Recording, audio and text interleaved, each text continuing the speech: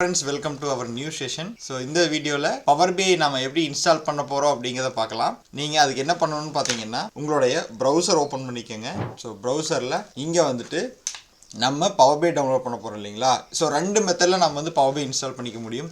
So first பாத்தீங்கன்னா நம்ம browserல போய் டவுன்லோட் பண்ற மெத்தட் or else நாம என்ன பண்ணலாம்னா நம்மளுடைய Microsoft உடைய ஸ்டோர்ல போய் நாம இன்ஸ்டால் பண்ணிக்க முடியும். So நான் ரெண்டு மெத்தடுமே காட்றேன். பட் அட்வைசபிள் எதுன்னு பார்த்தீங்கன்னா நான் ப்ரிஃபர் பண்ணுறது கூகுளில் போயிட்டு நம்ம மைக்ரோசாஃப்டோட வெப்சைட் வந்து டேரெக்டாக ஃபைலை டவுன்லோட் பண்ணி இன்ஸ்டால் பண்ணிக்கிறது தான். ஸோ அது எப்படி பண்ணலான்னு பார்த்தீங்கன்னா ஜஸ்ட்டு நீங்கள் வந்து டவுன்லோட் பவர் பிஐ அப்படின்னு கொடுத்தீங்கன்னா ஆட்டோமேட்டிக்காக நமக்கு வந்து செகண்ட் ஆப்ஷனாவோ ஃபஸ்ட் ஆப்ஷனாவோ மைக்ரோசாஃப்ட்டில் வந்துடும். நாம் வந்து இது பார்த்தீங்கன்னா microsoft.com பவர் பிஐ டவுன்லோட், இதுவும் அதே தான். நம்ம என்ன ஆப்ஷன் வேணாலும் செலக்ட் பண்ணிக்கலாம். ஸோ நான் செகண்ட் ஒன்று செலக்ட் பண்ணிக்கிறேன். ஸோ இங்கே பார்த்தீங்கன்னா இது வந்து மைக்ரோசாஃப்டோடைய அஃபிஷியல் பேஜுக்கு போயிடுச்சு. இங்கே வந்துட்டு ப்ராடக்ட்ஸ் பவர் பிஐ டெஸ்க்டாப் இருக்கு இல்லையா, அதை கிளிக் பண்ணிக்கோங்க. இதை கிளிக் பண்ணதும் நமக்கு வந்து ரெண்டு ஆப்ஷன் காட்டும், டவுன்லோட் நவ் ஒரு advance download options. So download now கொடுத்தீங்க அப்படின்னா என்ன ஆகும்னா உங்களை வந்துட்டு மைக்ரோசாஃப்ட் ஸ்டோருக்கு போக சொல்லும் ஆட்டோமேட்டிக்காக.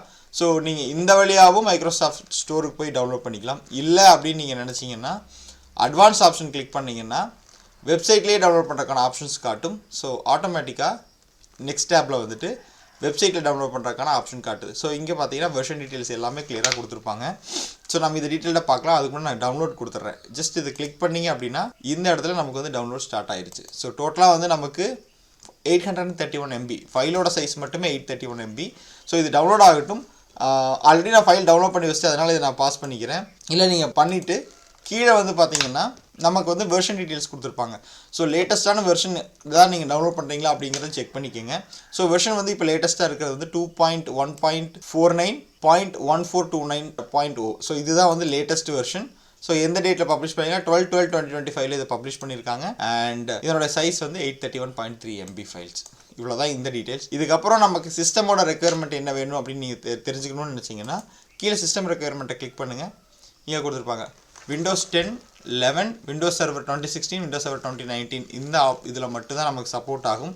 And Microsoft desktop requires internet explorer 10 or greater, அதாவது இன்டர்நெட் எக்ஸ்ப்ளோரர் வந்துட்டு 10 or greater, அதாவது எட்ஜுக்கு அப்கிரேட் பண்ண வெர்ஷன்லேருந்து உங்களுக்கு தேவை அப்படிங்கிறது கொடுத்துருக்காங்க. அடுத்து Microsoft power desktop is available for 64-bit platform தான். இதுக்கு முன்னாடி பார்த்தீங்கன்னா ரெண்டு பிளாட்ஃபார்ம் அவைலபிள் இருந்துச்சு, 32-bit அண்ட் 64-bit. இப்போ 64-bit மட்டுமே அவைலபிள் இருக்கிறனால அந்த 64-bit மட்டும் தான் நம்ம வந்து யூஸ் பண்ணிக்க முடியும் அப்படிங்கிறத கிளியராக கொடுத்துருக்காங்க. இந்த சிஸ்டம் ரெக்குயர்மெண்ட் எல்லாமே உங்களுடைய பர்சனல் சிஸ்டம் சப்போர்ட் பண்ணுதா அப்படிங்கிறத பார்த்துக்கோங்க. இது போக பார்த்தீங்கன்னா நான் பர்சனலாக ரெக்கமெண்ட் பண்ணுறது உங்களுடைய ஸ்டோரேஜ் எஸ்எஸ்டி போட்டிருந்தீங்க அப்படின்னா மினிமம் 256 GB எஸ்எஸ்டி இருக்கிற மாதிரி பார்த்துக்கோங்க.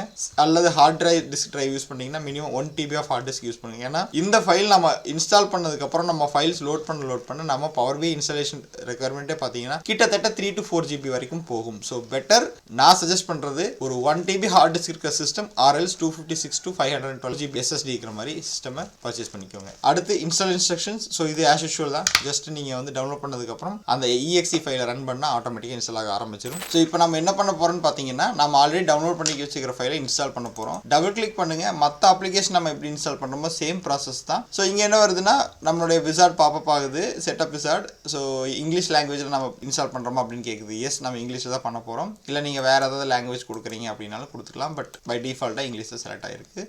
Click on next. அடுத்த பாப்பப் இந்த ஆப்பில் சேஞ்சஸ் பண்ணுறக்கு அக்செப்ட் பண்ணிக்கிறீங்களா இல்லையா?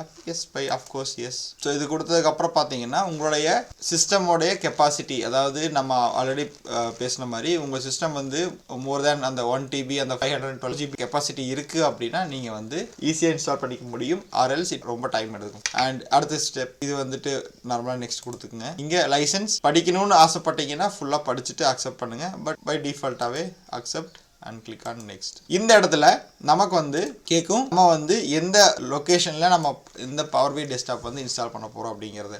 ஸோ உங்களுடைய C டிரைவ் அல்லது வேறு ஏதாவது சோர்ஸ், சப்போஸ் நீங்கள் மல்டிபிள் டிரைவ்ஸ் வச்சுருக்கீங்க, D டிரைவ் இருக்குது, E டிரைவ் இருக்குது, இல்லை பர்டிகுலராக பவர் பிஐக்கு மட்டும் நீங்கள் ஒரு டிரைவ் கிரியேட் பண்ணியிருக்கீங்கன்னா அங்கே இந்த அப்ளிகேஷனில் சேவ் பண்ணணும்னு நீங்கள் நினச்சிங்கனாலும் சேவ் பண்ணிக்கலாம். பட் பை டிஃபால்ட்டாகவே Cயில் தான் வந்து இந்த அப்ளிகேஷன் இன்ஸ்டால் ஆகும். சப்போஸ் நீங்கள் இதை சேஞ்ச் பண்ணணும்னு நினச்சிங்கனாலும் நீங்கள் சேஞ்ச் பண்ணிக்கலாம். பட் நான் பை டிஃபால்ட்டாகவே C டிரைவுக்கு நான் கொடுத்துட்றேன். நெக்ஸ்ட் இந்த இடத்துல கிரியேட் டெஸ்க்டாப் ஷார்ட்கட் இருக்கும். இங்கே பார்த்தீங்கன்னா தெரியும். ஸோ கிரியேட் டெஸ்க்டாப் ஷார்ட்கட் இருக்குது. ஸோ இதை செக் பண்ணிங்க. ஏன்னா அப்போ தான் வந்து நம்மளுடைய டெஸ்க்டாப்பில் எந்த இடத்துல வேணாலும் இன்ஸ்டால் பண்ணுங்கள். இன்ஸ்டால் கொடுத்தீங்கன்னா நமக்கு இன்ஸ்டாலேஷன் ஆக ஸ்டார்ட் ஆயிடும். ஸோ எகைன் இது டிபெண்ட்ஸ் தான் நம்மளுடைய ஸ்பேஸ் அவைலபிலிட்டியை பொறுத்து இன்ஸ்டால் ஆக ஆரம்பிக்கும். மேக்ஸிமம் இது சீக்கிரம் ஆயிரும், ரொம்ப டைம் எடுத்துக்காது. அவ்வளோதான், முடிஞ்சிருச்சு. அடுத்து ஒவ்வொரு ஸ்டேஜ் பை ஸ்டேஜாக நமக்கு இன்ஸ்டால் ஆக ஆரம்பிக்கும். ஸோ நம்மளுடைய செட்டப் வந்து இங்கே கம்ப்ளீட் ஆகிடுச்சு. இங்கே நமக்கு வந்து 2 ஆப்ஷன் கேட்கும். பார்த்தீங்கன்னா லான்ச் மைக்ரோசாஃப்ட் டெஸ்க்டாப் அப்படின்னு கேட்டு ஃபினிஷான்னு கேட்குது. ஸோ நான் என்ன பண்ண போகிறேன்னு பார்த்தீங்கன்னா இதை செக் பண்ணிவிட்டு ஃபினிஷ் கொடுக்குறேன். ஸோ என்ன ஆகும்னு பார்த்தீங்கன்னா நமக்கு வந்து power B desktop after installation வந்து லான்ச் ஆகும், அதாவது பப்ளிக்காக ஓப்பன் ஆக ஆரம்பிக்கும். அவ்வளோதான். இங்கே வந்துட்டு நான் ஆல்ரெடி ரிப்போர்ட் பண்ணது எல்லாமே இங்கே இருக்குது. ஸோ அது நம்ம தேவையில்லை. Click on blank report. So இதுதான் நம்மளுடைய பவர் பி டெஸ்க்டாப் அப்ளிகேஷன். இப்படி தான் இருக்கும். ஸோ இது யூஐ என்னென்ன, இதை எப்படியெல்லாம் பார்க்குறோம் அப்படிங்கிறத அடுத்த வீடியோவில் பார்க்கலாம். Bye for now.